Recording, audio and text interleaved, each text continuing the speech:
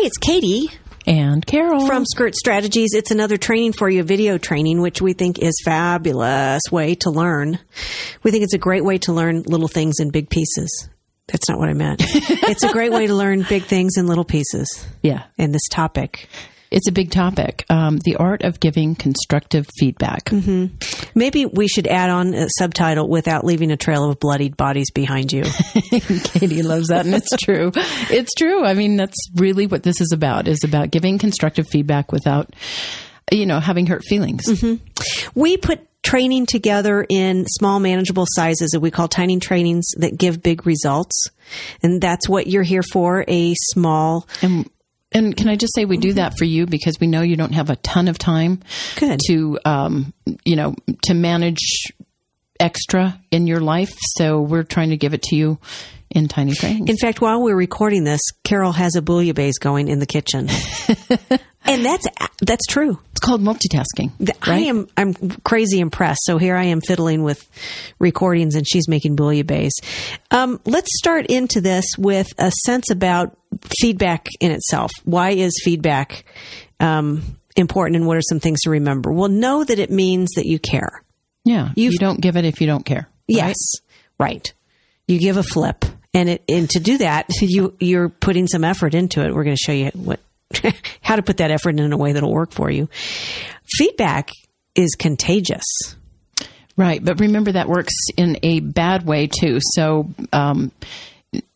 running around, leaving bloody bodies in your wake encourages others. Yes, is also contagious. So be careful about how you're giving feedback. I would ask those of you that are listening to think about the work environments where you dwell, and if they are indeed those that tend to lean towards the positive side, where if somebody gives some positive feedback, our human reaction is to want to give back, and so we perpetuate it with more positive feedback.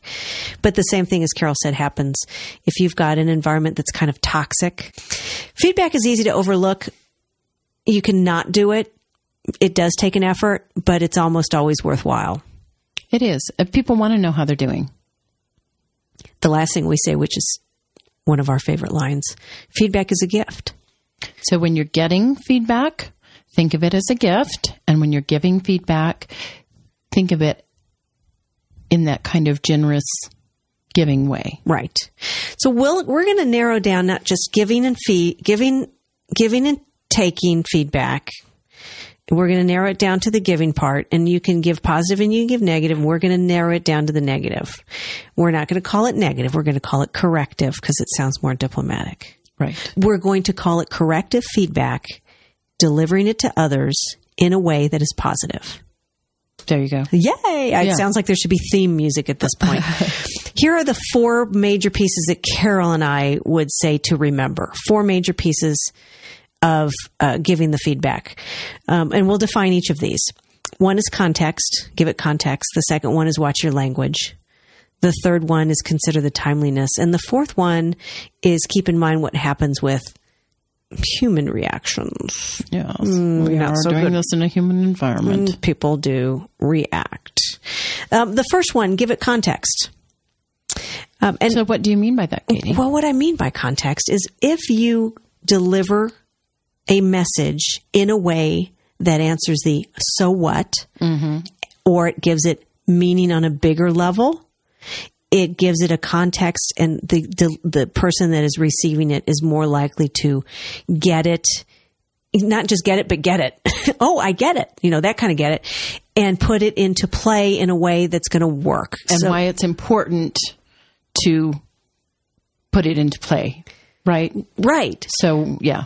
Right. So it gives the person the applicability of it. Right. Right off the bat. Good. So if, for example, you're an employee and you work for me, Carol, and I'm trying to work on your listening skills.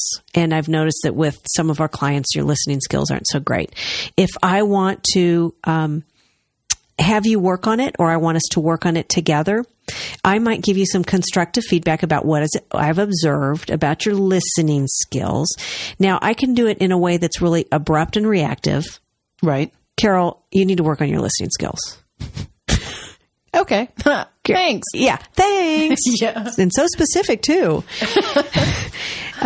Or I can give it in the way that gives it context. Carol, you and I talked last week about how important it was for you to be setting a goal for listening better. Mm-hmm. Maybe you've even set a goal for it, whatever fits into the bigger picture. Carol, you and I have talked about how you want to be better at it. That has given it context. Now, everything I say from this point on, she's all ears because it fits into you want to be better at it. Right. Right. Right. So I'm listening now because it's part of my bigger goals and yours as well. Here's another example. That's the context. Right. So here's an example on the screen. I know that recently you were interested in improving your customer service skills. During the recent interaction where Mr.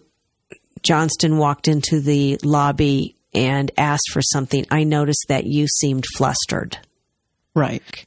And now we have a conversation where you and I, in a caring tone, which we're going to talk about tone next, in a caring tone, I can set the scene for you and I working on it together. So give it context and it's a we form, not a you form necessarily. I'm more likely to go out and make it happen. Right. The next piece, your feedback language. Well, I don't think there's rocket science to this one, right. Although we do have some scripting that helps. The first one is the tone. Think in your head about, I care. I want this to be appropriate. I want this to be worthwhile. I want the other person to feel like they're valued. If you have that going on in your head, your language is going to reflect it. Right. Right? Right.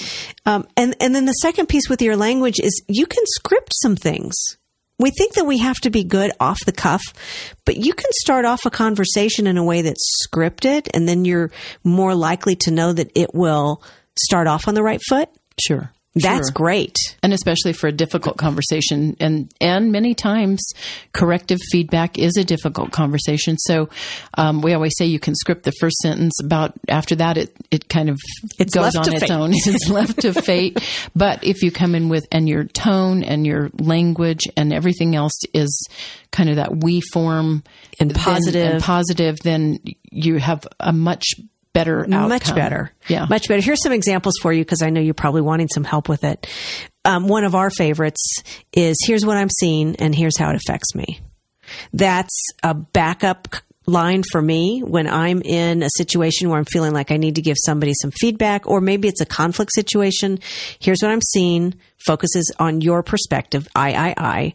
Here's how it affects me, focuses on the impact it's having to me. Not what your intent is, right. Not how you've screwed up my day, you this, you that, or you meant to do this. It takes it completely off of the other person. Right. Then you can, get into the dialogue. Other options, the tell-ask technique. And I really love this one. Thank you to my husband psychologist for this one. Yes. I've noticed the need for clarifying the ground rules. What are your observations?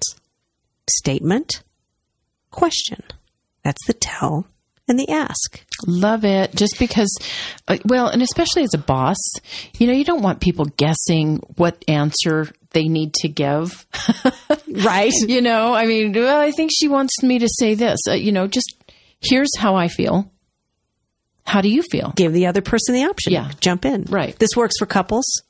I'm in the mood for steak tonight. What would you like? I know so many couples that was, I don't care.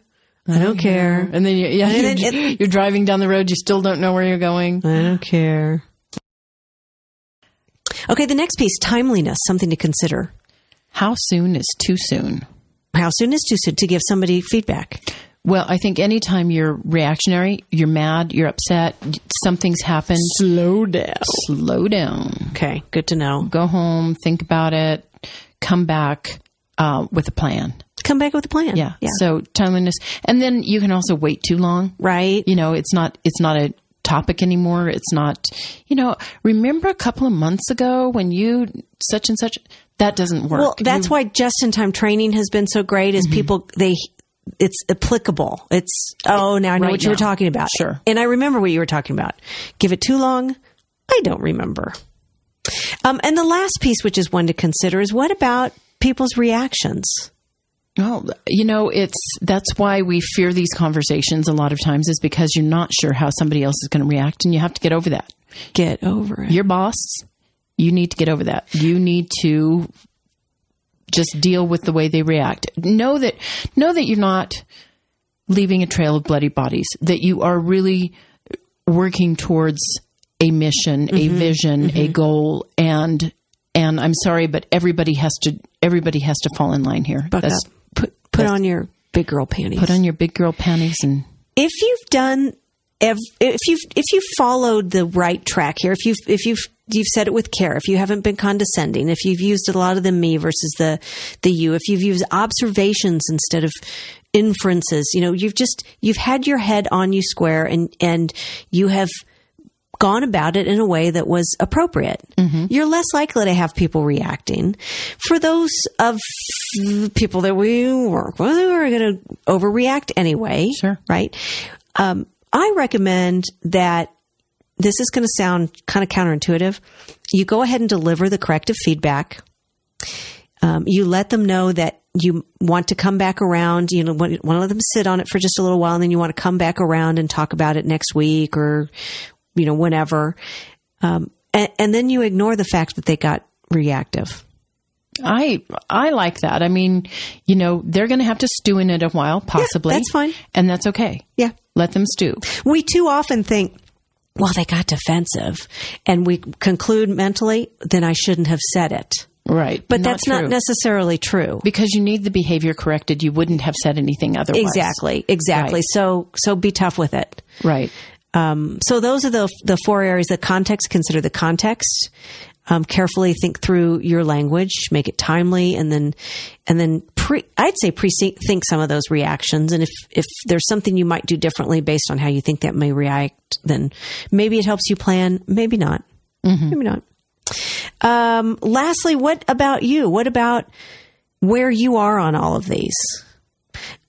Because this is training, you and I are great at, getting people to think. Because this is training, we haven't just dumped it on you. We really want you to consider, what of those four areas are you good at?